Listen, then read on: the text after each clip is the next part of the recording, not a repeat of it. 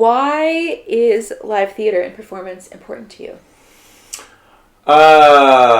Well, for me, watching, it's what you feel. That's why I feel like I can go on about the hours for so long, because I really felt something.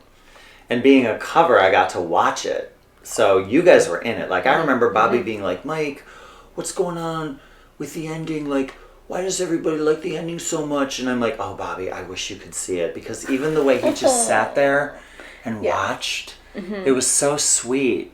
And, you know, it was like we were Kelly's guardians at that moment. You know what I mean? She's going through this horrible, you know, she's going through what she goes through as her character. And just Bobby's sweet little face sitting there watching, it just killed me.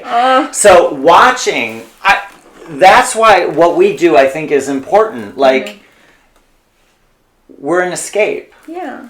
There's a lot to escape from right now. Oh, absolutely. But, absolutely. Disassociate, please. Yeah. I feel like even our parts where we're not really there to be noticed, per se, you know what I mean by that. We do our thing, but you really are looking at other people. And I get that. It's fine.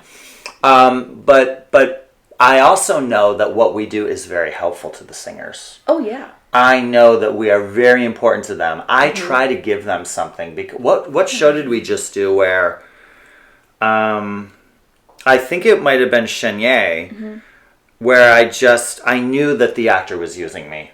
And I was like, that's great. Use me. I want to be that for you. I want to be there for you. Yeah, I want to be that for you.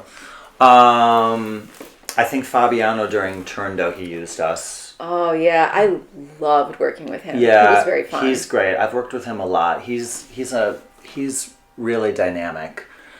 And we have fun anyway, just chatting or whatever. He's funny. Yeah, he's funny. But I think it's important for us to remember that that's what we're there for. Yeah.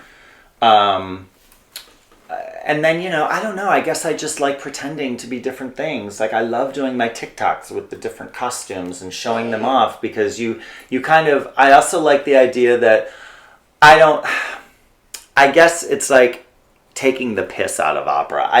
It's so it can be so stuffy and stodgy. It's so self-important. A little bit. And I just like to do something silly with my outfits. And if I get a few people to laugh, I'm very happy about that.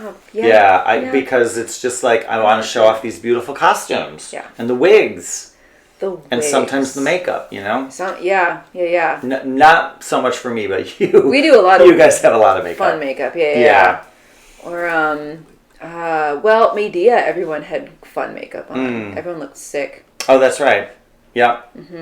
So, yeah, I mean, for me, it's all about the feeling. Yeah. You have to, like when you think about when we do a student show, like Barbara was the last one where I really felt these kids, but the kids are loving the show. Yes. And like me, they might see us and be like, I want to go into the theater. We could be inspiring people. It might be their first time. I know. And it's really, really cool, because I remember how exciting it was. Oh my God, I'm sitting in a huge house and we're all going to watch something, and then the music starts and there's costumes and funny and dance.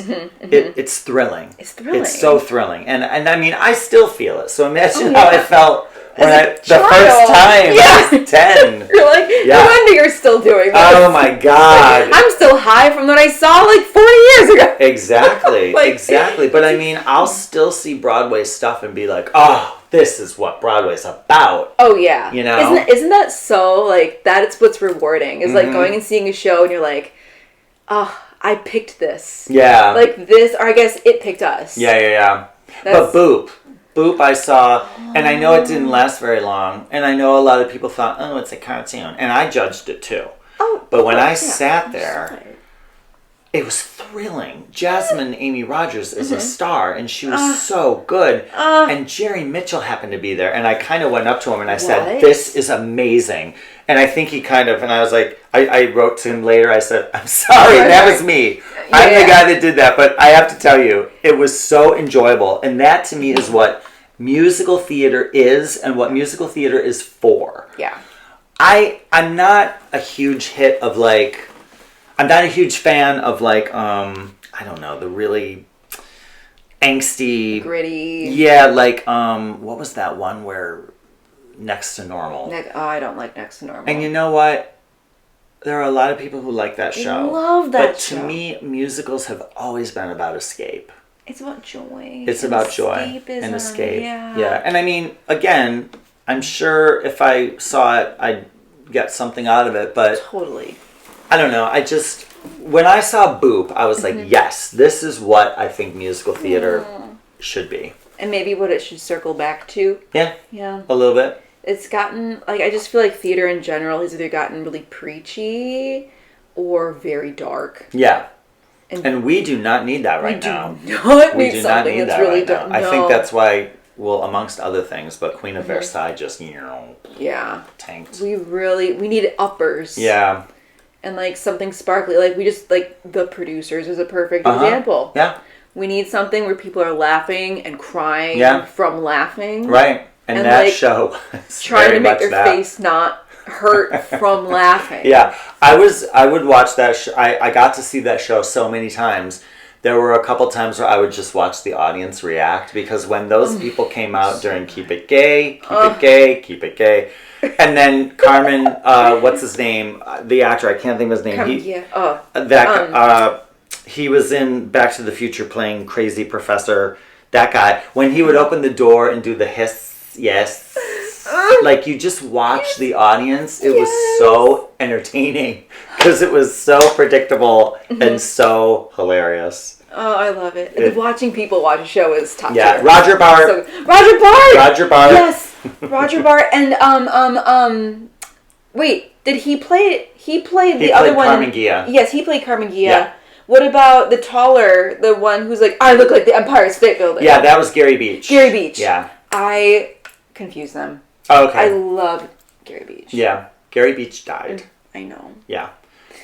But Roger Bart went on to do Desperate Housewives. I remember him from Desperate Housewives. Yep. I was a small, should not have been watching Desperate Housewives. It was a little naughty. I watched it because I saw the producers and I needed to see him. There he was, Yeah, he's in my TV. Oh, that's funny. And then he did the, what do you call it for so long? Back to the Future. Yes. Yeah. Yeah. I don't know what he's doing nowadays. I know. Tell us. Let us know, Roger Bart. What advice would you give yourself as a child, as a teenager, and as the young person that came here and struggled as a person now? Probably all three of them. Please, will you please relax? Please. It is not the end of the world. You have to. I had the weight of the world on my shoulders. Really? Perfection. Yeah. You know, I was a straight A student, and I was in college. I did pretty much that, and I thought, like, there was a time in my life where I would have thought not being on Broadway was a failure, because that was always my goal. But what happened was everything shifted, and I realized, oh, I am a working actor. What am I talking about? I am getting, like... You're doing it. I have so many friends that aren't doing it anymore. Yeah. You know what I mean? And here I am still doing it. It's not exactly what I thought I was going to be doing, but I've had a very steady job. Absolutely. And it is very... I have one... I mean, I'm sure there are many people, but I have one particular friend who I know that has really bounced around for the past 20 years, doing this, doing that, very talented, a dance captain, so, you know, he's got a lot of skills. For the most part, how many people do we know that did get their show, but that was basically it, and they were done? Yeah. I am really glad that didn't happen for me because I'm still doing it. Well, it's probably you're where you were meant to be. Yeah, which is so weird because I spent 20, 30 years of my life trying to become a musical theater full-time performer. And you know, I did do musical theater for 10 years, like full-time. Yes. Like I did it. I traveled the world. I did a lot of good stuff. And again, I could. You could go back. You could do that. I could do it. It kind of makes me want to throw up, but I could do it. Then maybe it's a sign you aren't supposed to yet. Exactly. Because I tried to dip. I tried to dip my toes in Yeah. to do extra work or something a few years ago and filling in the resume, and I was just like, oh, I'm not ready. I just can't. I can't. And that is the disadvantage. I remember telling Patrick, I was like, you know what? I'm not starving. Right. So... Right. There's things that you sacrifice for initially because you are starving. Yep. And then there's things that you don't, like, if you don't have to do it. Right. You don't have to do it. Right. And also, it's nice to be comfortable sometimes. Amen. So... whoever had the audacity to put out there that you had to be uncomfortable the rest of your life. A starving actor. Right. Yeah. To be a starving actor, singer, dancer, whatever. Like, that is some BS. Yeah. I mean, the unfortunate thing is that ironically, when I was doing the musical theater, I would come back here and it would be a struggle. Oh, yeah. Because you're living the life when you're on a cruise ship, obviously. Everything's covered for you. Yeah, absolutely. And when you're on a tour...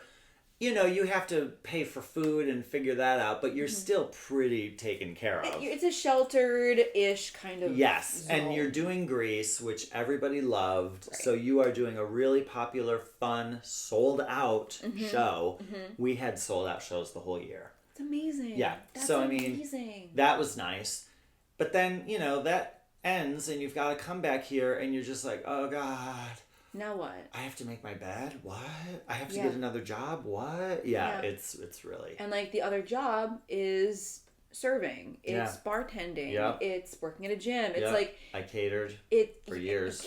Oh, my God, the catering. I catered for years. And it's just like, if the validity only comes from the shows you book, I think that's where people get unhappy. It is very hard to not fall into that. Being only as good as your last job. Right. Because, like, that's so... I feel like that's why there's a lot of toxicity. Is, like, it's that mentality of I'm only as good as my last job. Yeah. And it gets, you know, pulled out and given back and pulled out and given back. Green lights by people who's just... it was their opinion that you were good to do it. Yeah, right. I think one of the things was...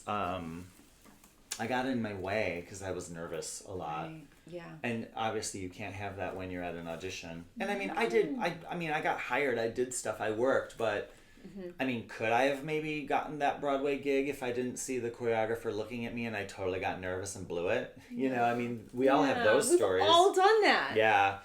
Yeah. And then, let's say I did get the Broadway job. Would I kind of be disenchanted by the whole thing and now be, what? I don't know. Right. I don't know. Or someone told me, did someone tell me or did I read it somewhere? This was not my thoughts. But someone said that if there's an opportunity you've wanted that you didn't get or haven't got, you either hasn't been time for it yet or you weren't supposed to be around those people. Yeah. At that point in your life. Oh, I agree with that. And I'm like, that is so true. I fully agree with that because that's another thing that I should probably say. I did a lot of non-union work. And then when I started working with more union people while I was still non-union, I really learned show business. Like, people would sit down and be measuring the mirror. And I was like, is this what this has turned into? Like, this isn't fun anymore. No. And it was very disheartening to realize that. Yeah. So I do think that's a very valid point. Maybe... and then you hear horror stories. Like, did you read Sutton Foster's book? No. Sutton Foster, right? Also knitter. Yes. Throw it out. Oh my God. Sutton. Watch this. And I know her sister-in-law. So, Oh, okay. Okay. Anyway, Sutton Foster. Yeah. Who is bound to be one of our... greatest. Legends, you know? Yeah. We are living... She's our legend, our generation's legend. She has horror stories about the way she was treated in certain shows. And I'm just like, Sutton Foster. Yeah. So, I think you're very right about it just wasn't right for me at that moment. Maybe it will be later. Maybe it never will be. Who knows? Yeah, who knows? But, I fully agree on the whole... Listen to what the universe is telling you. And... Like, I couldn't imagine not knowing these people. If I think about, like, Phantom's my dream show. So I think about, had I been in Phantom versus being at the Met, I would rather not have Phantom. Yeah, interesting. Like, I would rather have my friends, like the Broadway one. Mm-hmm. I still want to do Phantom. Right. But like, I think of had I booked the Broadway old show versus being here, and I'm like, I'm so happy I did not. Yeah. Like, I'm so happy. Right, and it's nice that you've come to that comfort. Yeah. That conclusion. Yeah, because like shows are shows, and like they'll be everywhere, but like your people. I know. I think also it's like when you lose people, and you're like, to have had that kind of love in your life, and to know that could have never had happened. Yeah. And then they're gone. Like, right. I'd rather not. Like. Yeah. I'm so grateful. Yeah. I feel like I've always been okay. Yeah. So, even when I was really, really my lowest low, $20. $20. And the thing that's so funny about it is that it's like, my parents would have very easily, of course, helped me, but I was being so stubborn. Well, because you were perfectionist, type A guy. And you're like, I am not asking for help. Like, you chose this career, you chose to live here, and that was your $20. And David was always like, Mike, don't worry, we'll get through it. I mean, he was great. Yeah. He was really... Everyone needs a David. Everyone needs a David and a Ben, yeah. They do. We're lucky we had them. We're so lucky. I would have been a mess. Don't even get me started on Patricia Clarkson. Because she comes to the Met a lot. Yes. I think she's friends with Renee, so I'll see her when Renee's doing a show. Christine Baranski is my diehard. Like, to see a woman do character acting and be gorgeous. Yeah. As a kid. I think wasn't she just at New Year's? I wasn't at New Year's. Well, I wasn't either, but I saw photos. But she probably wasn't, because Christine's always at the opera, and every time I see her... She and Renee are friends, I think. I know they're... Because she was at for the hours. She was there. That's right. We were there, weren't we? And every time I see her, because I saw her when I can't remember what show I had gone to, but she was in line for the bathroom. I'm like, I can't idolize you in line at the bathroom with... She was with somebody. Oh, like, my God. That's weird. Wow. Like, I love her. Yeah. I love... Like, I saw her walking down the hallway once, and I was just like, oh, I didn't say anything. She takes your breath away. Yeah, she takes your breath away. I just couldn't believe it was her. Oh, to Christine. And she was by herself. So, and it was a Renee show. So what was it? Were we doing Armida? I don't remember. Renee has done so much. She's done so much. I don't remember. She is also just not. I went down when I was a little baby, itty bitty freshman in college. Went to Miami with my friend Jordan to see her do a master class at Miami University Frost School, and she like met up with us after her concert backstage, and was like, "Oh, well, I finally had the courage to tell her that we're from the same part of the world." Yes, and she couldn't have been nicer. She's so nice. We had a little lull in the hours, and I just mentioned it to her, and we had a nice little chat. She's so nice. She would come during rehearsal, would come up to me and ask me about running. Oh yeah. I'm like, why do you remember that? Like, why do you care? But she like cared. I think she was pretty impressed. I loved when you came back from your marathon and you were like, yeah, I had my divas. You listened to all three of them while you were running. I did, because they got me, because it's like in the theme of the hours. Yeah. So I was like every third of the run. Amazing. Had them in there. Yeah. And it was like... How inspiring. And that is the reason I got to be on stage doing tech that day. Yes. Because you were running the marathon. And I was Abby that day. Yes, Jana was really great about teaching me where the marks were. And I'm really glad I got to do it that day. Because that was our first day on stage. It just kind of, it was good for me to just be familiar with how that show works. Oh, you have to, like, anyone that goes in, like Miranda was an icon. She killed it. Not having had, like, a rehearsal on stage to do it at all. And then, just, like, throw... Yep. That's why I'm glad I got to do it. I'm glad you got to do it, too. Yep. And it was really funny. We were having a lull. Everyone was just kind of sitting around. It was probably towards the end of the day. I'm sure I told you this story.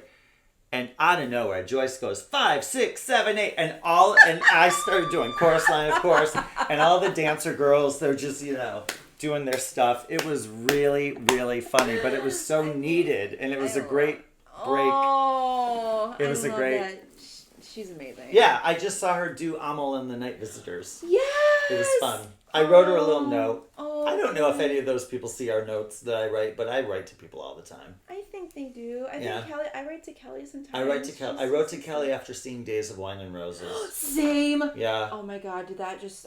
Well, I wrote to her. I said, Kelly, I wasn't going to go because of the subject material. Yeah. I just didn't want to do it. Yeah. But I'm really glad I did. Mm-hmm. Congratulations, and we'll see you soon or something. 'Cause she was right about to do.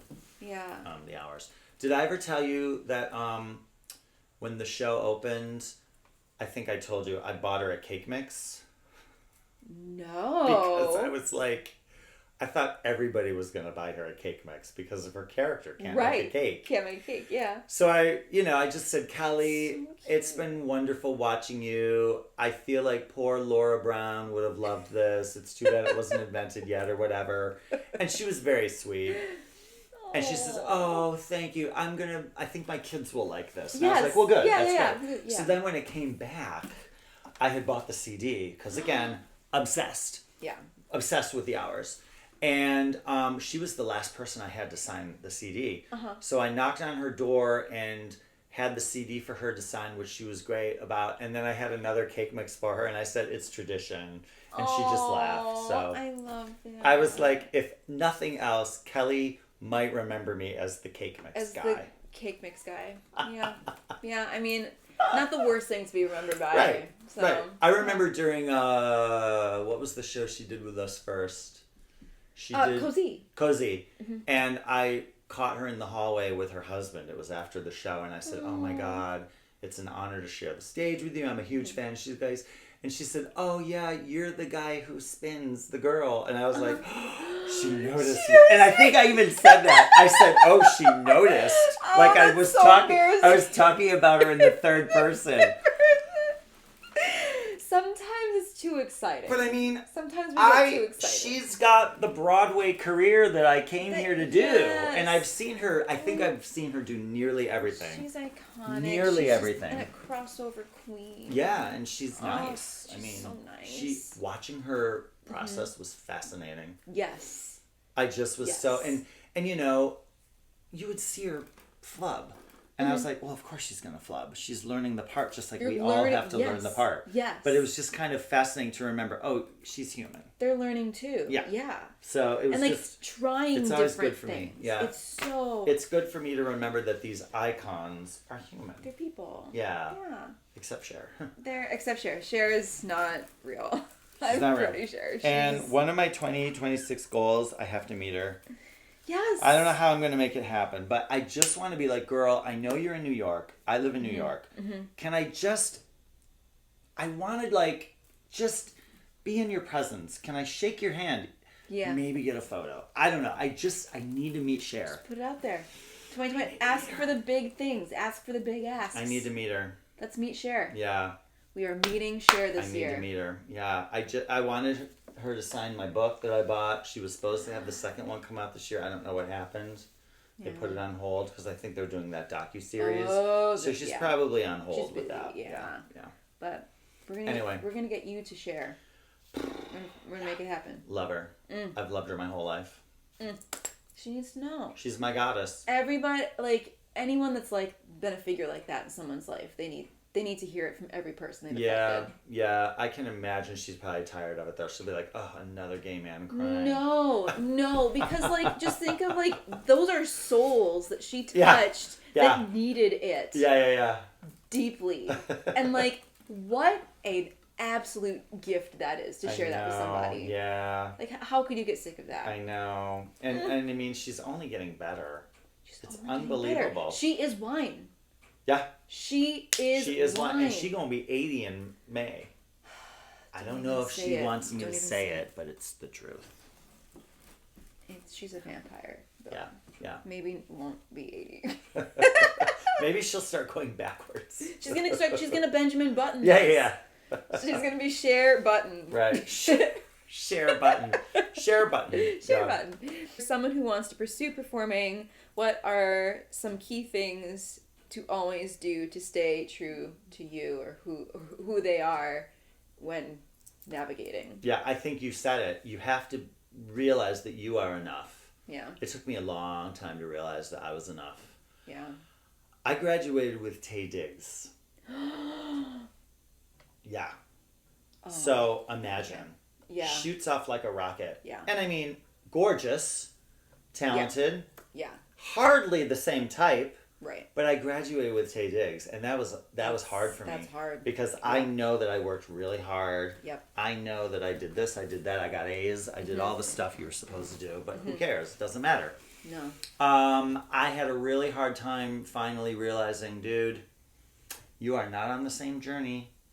And, you know, even looking at somebody like, I think Kevin Calhoun is his name. He had a lot of parts on Broadway that I think I would have been good at. Yes. And I'm like, well, that's his journey. Right. You know, like, you have to let this go. And I think I was well into my 30s before I could truly say, screw it. Yeah. If you don't like me, you're not my friend. I think that's what 30's for. I think you're right. I think 30s is when it's like... Have fun. I think I'm like finding it there. Yeah, because I think we shared a lot of similar traits. Yeah, I mean, it is really, really hard because I've thought about this a lot. When you're a little kid, all you want to do is be a big guy. Oh, yeah. You want to be an adult. Oh, yeah. And then, you know, I didn't have the greatest time socially in school. So once I found my people in college, that became its own thing. Like, oh, I'm finding my people. But you're still trying to fit in. Right. And you're always second guessing. What are they looking for in an audition? Unfortunately, you can't really do that because you hear stories all the time about that quirky person who finally came in and they were like, oh, let's try it that way. And it clicks. Yeah. I finally have realized you have to be you. I mean, you can say it a million times, but that's what it is. You have to be you. You're one of one. Because you can't, no one else can do it. No. And it's really, really hard to learn that. It's awful. Yeah. It's like a sad journey too. It's like to learn that. It's like joyful and kind of depressing. Yeah, because you have to, especially as an actor, you have to give warts and all. Yes, that's a great way to say it. And I think there was a time where I was feeling too vulnerable to want to do that. Oh yeah. And that might be when this job landed in my lap, and I was like, yeah, I need to have a little bit of a safety net right now.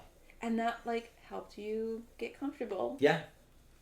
Absolutely. And like becoming who you have always been. Now can like share with everybody. I mean, think about this. When we do those auditions at the Met, and this is on a very small scale because we've all been to those cattle calls where they're literally looking at thousands of people. Oh, yeah. But when we're doing even the tiny little Met call where maybe there are 30 people, the director does not know you. Absolutely not. So you have to make a choice and just do you and let it go. Let it go. Yeah. And that's really, that's why our jobs are so messed up because... Yeah. 9 times out of 10, you're not going to be hired. You're not going to be hired. No. And you have to have faith that being you is enough because it is. It is. But it's hard. It's a hard. Yeah. Because I think it's also really important for us to know what we don't want. Oh, absolutely. Because that can be hard. That can be hard to figure out. Well, it's hard to admit too what you don't want. It feels like you're turning down an opportunity, and it's like always be open and Right. Well. One of the first things I remember learning at Syracuse was, obviously you're a musical theater student, but you're also having to learn all the dramas and all this. Right. And I was like, you know what? I don't want to do plays. I want to focus on musicals because that's what I love and that's what I think I'm good at. And I didn't say that too often because it's kind of like you're a bad person. It's like you're a bad person. Yeah. Like, oh, you don't take yourself seriously. Right, in plays. Like, but I remember back then when I was still in school thinking that and being like, okay, I'm making a stand. You know what I mean? So I kind of knew. That's big. That's pretty bold. It feels like it was pretty big. Yeah. To be able to say, because I was driving myself nuts over not being perfect. And I actually talked to one of my professors who was really great. And he's like, Mike, what's her name, just graduated. She's in the chorus of Bye Bye Birdie. She's really happy. And I said, oh, I guess I can be happy doing chorus. Like, I had such pressure on myself. That's why earlier I was like, relax. It doesn't need to be brain surgery or whatever. I also think a solo career is emphasized in art school, and an ensemble experience not so much. You're right, and it's probably looked down on. And it's looked down on. You make your whole living that way. You can make your whole living doing ensemble. Are you kidding? I know. Like, ugh. And it's like, well, I don't know. yes, I do know, because that's what you do. Kind of doing. That's what you're kind of doing. Yeah, but you're right. It's just, I think it's very important to be yourself and to have faith in that, and really, if you can, relax. It's hard. It's hard. It's a hard job. Easier said than done. It's way easier said than done. It took me decades for some of that to even start. I'm going to close by just saying how grateful I am for your time. It was fun. The sun has set. Oh, I know. My God. Sitting here. Are we in the dark? Yeah. We're a little bit in the dark. It's fine. It will be fine. How long did this go? We're an hour and 39 minutes. No But there's also stuff that we'll be cutting out. So I can't believe we talked that long. We talked for a long time, but it was good. It went by fast. I would have thought maybe an hour. An hour, yeah. Wow. No, this was really fun. Well, you have a lot of material. I did. I came very prepared.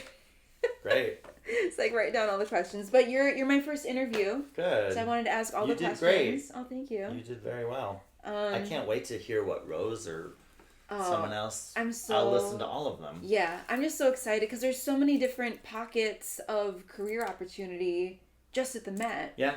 And I'm like, why do we not hear from all of these people? Yeah. Because there's youngins out here. Yeah. That want to go to the performing arts. It's a great idea. And it's like, why I don't know anybody to ask, because that was me. Like, I knew nobody. Right. You probably didn't know anybody coming from the middle of nowhere up Not to really. New York City. No, I mean, I knew school people. Yeah. But really, you had to prove yourself to everybody. Hopefully, through this channel, people who are interested in the arts, either just as a hobby or want to pursue it, can hear from New York people. Yeah, I think it's a great idea because, there's reality that you need to discuss. And, we kind of touched on all that. Yeah. So I hope this has been helpful. But thank you. I love you so much. Oh, I love you. You're the sweetest. This is just the best. And I wanted you to be first. And she smells really good. I sprayed myself down because traveling. She smells great. Ooh, traveling is rough. On the MTA. If you want to see more of my stuff that I have on social media, my name is Mike Gomborone, Gomborone, on both TikTok and Instagram. I'm also on Facebook. So those are the three that I do, and you can see videos that I've made of our costumes. Yes! And I'm working on a video right now it's an homage to Madonna, because I was just in Puerto Rico, ocean. You diehard fans might know what I'm talking about, but it's coming. Yay! And nesting dormouse. Yes, nesting. Oh, your family. That was sweet. You said you made breakfast. Oh. You made breakfast. My dad was like, "Who is this?" Oh, that was a very sweet note. Very big fan. Yeah, nesting dormouse. I mean, how can you not? How can you not? It was perfect. Dare I say, if perfect exists, that's what it is. Oh, thank you. It was fun. It was fun. Follow. Hi everybody, Editing Abby here, popping in real quick to also plug Mike's book. Mike is a published author and has written Singing My Way Around the World, An Entertainer's Life at Sea by Mike Gomborone. So if you've enjoyed watching and listening to this video series about Mike's performing life, there's a good chance you will also enjoy reading his book.